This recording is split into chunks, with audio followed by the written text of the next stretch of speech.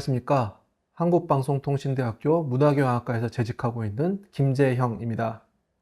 지난 시간에 우리는 낙인과 차별의 구조에 대해서 이야기를 나누었는데요. 오늘 세 번째 시간에는 그런 낙인과 차별의 구조 속에서 한센인들은 어떻게 적응하고 저항했는지, 그리고 우리는 그것을 어떻게 기억해야 되는지에 대해서 이야기를 나누도록 하겠습니다. 한센병 환자들, 한센인들은 굉장히 오랜 기간 동안 다양한 인권 침해를 경험을 했는데요. 지금 생각하면은 그러한 어떠한 심각한 낙인과 차별 속에서 이들이 어떻게 생존했을까? 그런 질문들을 던질 수가 있을 것 같습니다. 환자들은 사회에서 다양한 차별과 폭력에 노출이 되게 되면서 점점 집단화를 하게 됩니다. 처음으로 이런 집단화가 기록이 된 것은 1914년도입니다. 매일신보에 나병 단장, 회원은 문둥이 30여 명이라고 하는 제목의 기사가 실리게 됩니다. 이 기사를 보게 되면 진주군의 한 마을에 35명의 환자 모임이 결성되어서 여름에는 마을을 돌아다니며 구걸하고 겨울에는 모여 지냈다. 그러면서 이렇게 평가를 합니다. 문둥이 병자의 회라함은 말만 들어도 진정으로 불쌍한 일이요. 또한 이전에 듣지 못한 이상한 일이더라 라고 평가를 하는 것이죠. 한편으로는 굉장히 동정적이고 또 동시에 흔치 않은 일로 여겨졌던 것 같습니다. 이런 나환자 단체는 1920년대 초부터 본격적으로 만들어지게 됩니다. 1920년대 초는 어떤 시기냐?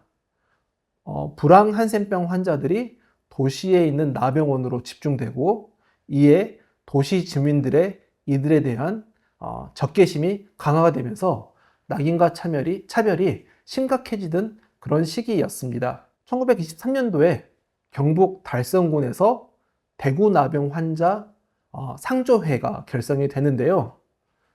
이들은 여러 가지 활동들을 합니다. 이들은 사회와 조선총독부에 이런 요구를 했습니다. 첫 번째는 돈을 모아서 치료제를 구매하여 병을 치료하는 데 힘쓰고, 두 번째는 행동을 삼가해서 타인에게 전염되지 않도록 예방하자. 이런 목표로 나병 환자 상조회가 결성이 되었고요. 그리고 조선총독부에게도 여러 가지 요청을 하게 됩니다. 우리가 환자이니까 치료제를 좀 달라. 예를 들어서 1927년도에 총독부에 진정서를 냈는데요. 한편으로는 경찰의 단속이 너무 심하다. 조금 단속을 줄여달라. 또 경북도 평의회에다가 진정서와 탄원서를 내서 의식주가 부족하다. 의식주를 해결해달라. 이런 요구를 하게 됩니다. 또 1925년도에는 경남 동래군 서면에서 나병 환자 상조회가 결성이 되었고요. 1930년에는 여수에서도 조선나병 환자 공제회가 조직이 되었습니다. 1930년대가 되면 이들 나환자 단체 연대가 이루어지게 되었고요. 이들은 적극적으로 충북도나 총독부에게 여러 가지 요구를 하게 됩니다. 예를 들어서 당시에 치료제였던 대풍자유를 무료로 제공을 해달라. 우리를 위한 어떤 입원시설을 만들어서 우리를 격리해달라. 그리고 격리된 환자들에게는 구제금을 제공해달라. 이런 요청들을 하게 되는 것이죠. 그리고 1933년도에는 소록도 갱생원의 확장이 발표가 되게 되는데요. 환자들은 자신들을 그 소록도에다가 보내달라고 격렬하게 요구를 하게 됩니다.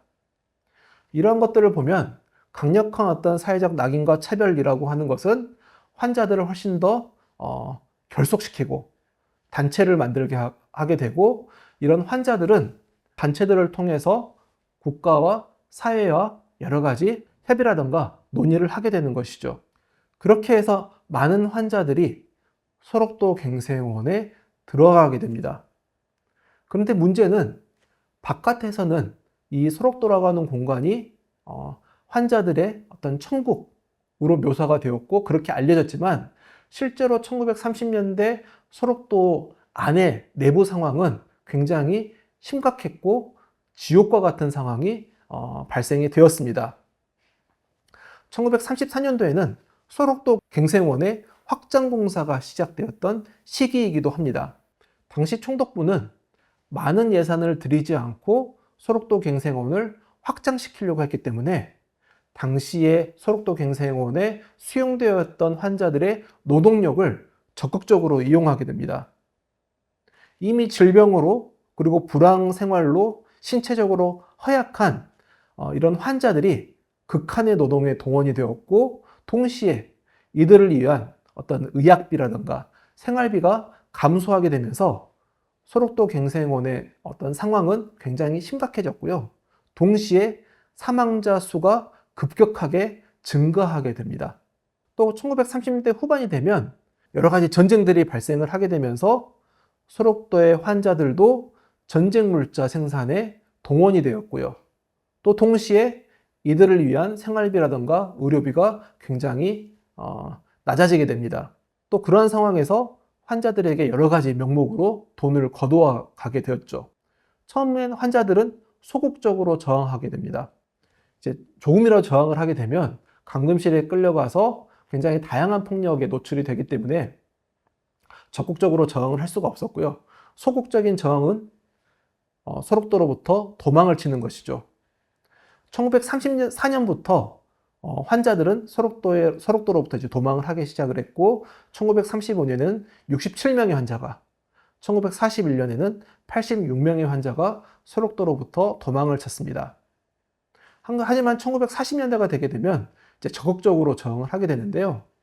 1941년 친일 성향, 그리고 병원에 적극적으로 동조했던 환자 고문이 다른 환자였던 환자에게 살해당하는 사건이 발생을 하게 됩니다. 이 살해한 환자는 사건 직후 이제 자수해서 재판을 받게 되는데요.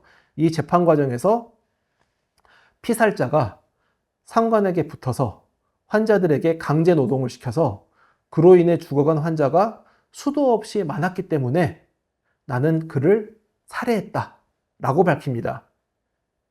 그는 이제 사형 선고를 받고 수감이 되었는데 수감되면서 스스로 목숨을 끊었습니다. 그럼에도 불구하고 소록도의 상황은 나아지지 않았습니다. 심지어 당시 소록도의 원장이었던 수오 마사스에는 자신이 소록도에서 했던 것들이 너무 자랑스러운 나머지 자신의 원장 동상을 건립했고요. 그리고 매달 20일에 원장의 은혜에 감사하는 보온 감사일로 지정을 했고, 이날은 소록도에 있는 모든 환자들이 모여가지고 원장에게 감사의 의례를 표시하는 그런 날이 되었습니다.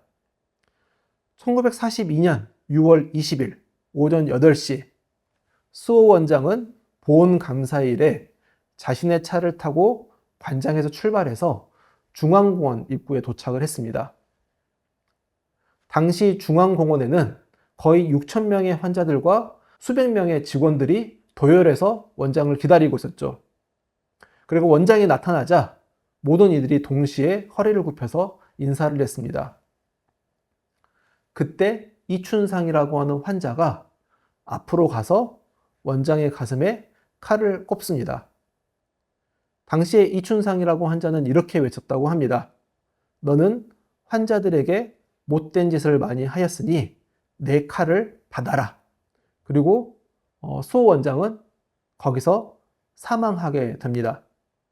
그리고 이춘상은 이제 감금실에 갇혔고 재판을 받게 되는데요. 결국 이춘상은 사형 언도를 받고 1943년 2월 19일에 대구 형무소에서 사형이 집행되게 되었습니다. 당시에 이제 판결문이 남겨져 있는데요. 여기서 판결문을 보면 이춘상이 여러 가지 주장들이 담겨져 있습니다. 갱생원 당국의 부정한 처사가 쓰여져 있었고요. 감금실에서 환자들이 살해당하고 있다고 하는 것, 그리고 재원 환자들에 대한 처우 문제, 그리고 쌀 배급이 줄어들었고 계속 돈을 갈취해 간다. 그래서 자신이 원장을 살해한 것은 소록도 갱생원의 추태를 일반 사회에 폭로하고 그리고 동원 환자에 대한 처우 개혁을 깨하기 위해서였다라고 밝히고 있습니다. 하지만 당시 소록도 갱생원에서 이 이춘상 환자에 대한 묘사는 전혀 반대였죠.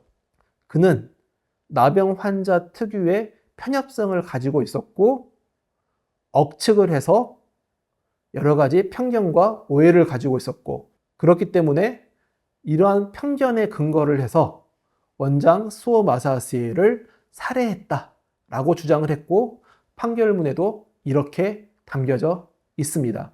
그런데 문제는 광복 이후에도 이춘상 환자의 이런 어떤에 대한 이런 시선들이 계속 이어졌다라고 하는 것입니다. 근데 여기서 제가 드리고 싶은 말씀은, 우리가 일반적으로 환자라고 한다면 그냥 어떤 사회적 억압에 이리 휩쓸리고 저리 휩쓸리면서 계속 피해를 받았던 사람들로 인식을 하고 있지만, 반드시 그랬던 것은 아니다.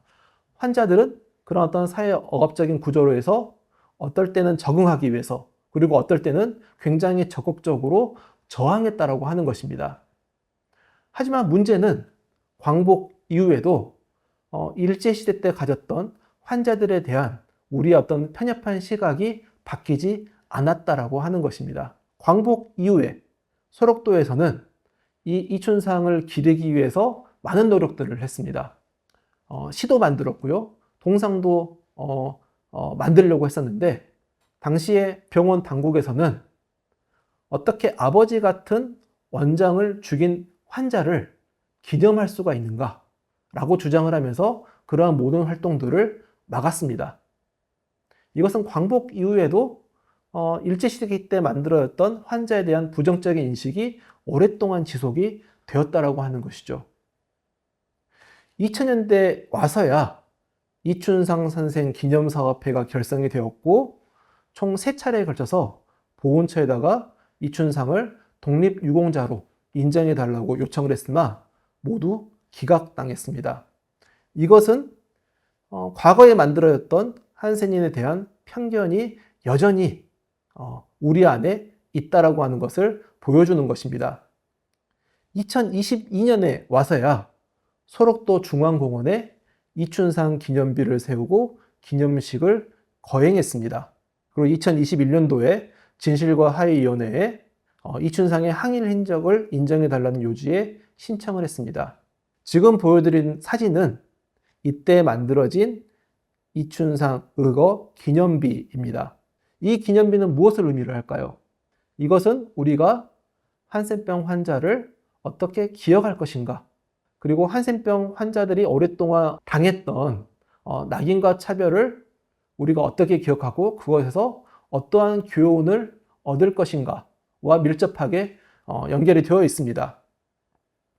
아마 소록도를 방문하신 분은 굉장히 아름답게 꾸며져 있는 중앙공원을 방문을 하셨을 겁니다. 이 중앙공원을 방문을 하면 여러 가지 기념비들이 있습니다. 여기서 환자들을 위해서 봉사활동을 했던 의사라든가 간호사라든가 자원봉사자라든가 많은 사람들의 기념비가 있습니다. 하지만 오랫동안 그곳에 없던 기념비는 환자들에 대한 기념비였습니다. 이것은 무엇을 의미하는가? 소록도라고 하는 공간은 봉사라든가 의료라든가 이런 것들을 기억하는 공간인과 동시에 그곳에서 환자들이 어떠한 인권 침해를 당했는가를 기억하는 공간이어야만 한다라고 하는 것입니다. 동시에 환자들을 바라보는, 한센인을 바라보는 우리의 시각 역시 바뀔 필요가 있는 것이죠. 단순히 그들을 치료받아야 될 대상, 혹은 불쌍한 대상, 우리가 도와줘야 될 대상, 이렇게 바라보는 것이 아니라 그들 역시 자신들의 삶을 위해서, 그리고 억압된 어떤 사회 구조를 이겨내기 위해서, 저항하기 위해서 열심히 생존을 위해서 싸우고 열심히 살아왔던 그런 존재들이다 라고 하는 것에 대해서 우리가 기억하고 그들을 기념해야 된다라고 하는 것입니다. 자, 이렇게 제 책 질병 낙인에 담겨져 있는 내용에 대해서 3가지 질문에 대한 대답을 중심으로 이야기를 해보았습니다. 그동안 질병 낙인에 대해서 함께 이야기를 나눌 수 있게 되어서 굉장히 기쁘게 생각하고 들으시느라고 수고 많으셨습니다. 네, 감사합니다.